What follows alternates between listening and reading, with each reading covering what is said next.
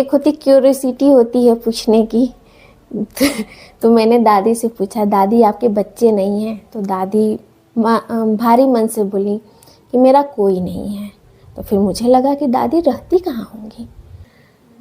आज मैं आप लोगों के साथ एक सच्ची घटना बताने वाली हूँ। तो ये जो घटना है ट्रेन के सफ़र के दौरान घटी हुई घटना है। तो ट्रेन जो है हमारी, मैं एक बार सफ़र कर रही थी लखनऊ से वाराणसी तक का। तो जब लखनऊ से ट्रेन चलती है तो उसके बाद जो है ट्रेन की जो गतिविधि होती है वो हर स्टेशन पे रुकना, मतलब पैसेंजर जो है कि हर स्टेशन से चढ़ते उतरते थे। कुछ ही जो पैसेंजर थे उनको दूर जाना था, बाकी सब एक एक स्टेशन पे उतरते थे।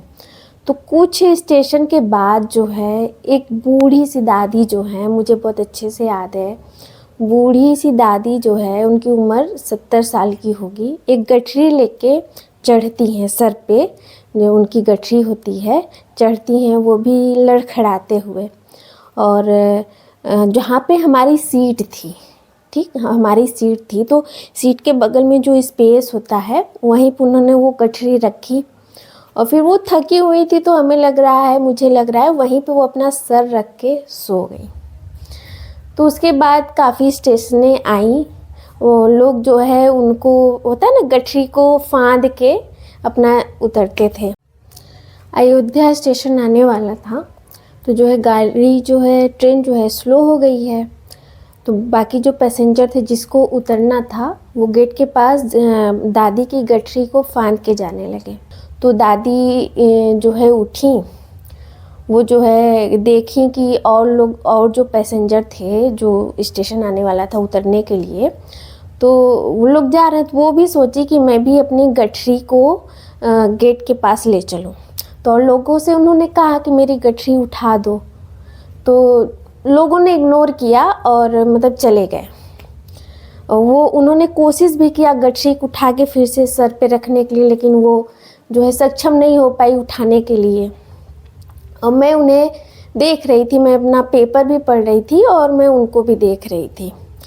फिर जब फाइनली जब स्टेशन पे, जो उनका स्टेशन था वहाँ पे जब ट्रेन रुक गया है, तो दादी जो है थोड़ा जबरी की होता है ना कि लेके ही जब लास्ट में जब ट्रेन जो है स्टेशन पे रुक जाती है तो मैं उठ के दादी के पास जाती हूँ और दादी से मैं पूछती हूँ कि दादी आपने सबको बोला, आपने मुझे क्यों नहीं बोला? दादी मेरा चेहरा देखने लगी तो उनके आँख में आंसू थे। उनको जो कुछ भी लगा होगा कि लड़की है, मैं क्या कहूँ, क्या उठा पाएगी कि नहीं उठा पाएगी। फिर मैंने दादी से कोई क्वेश्चन नहीं किया। फिर मैंने उस गठरी को उठाया और प्लेटफॉर्म पे रख दिया।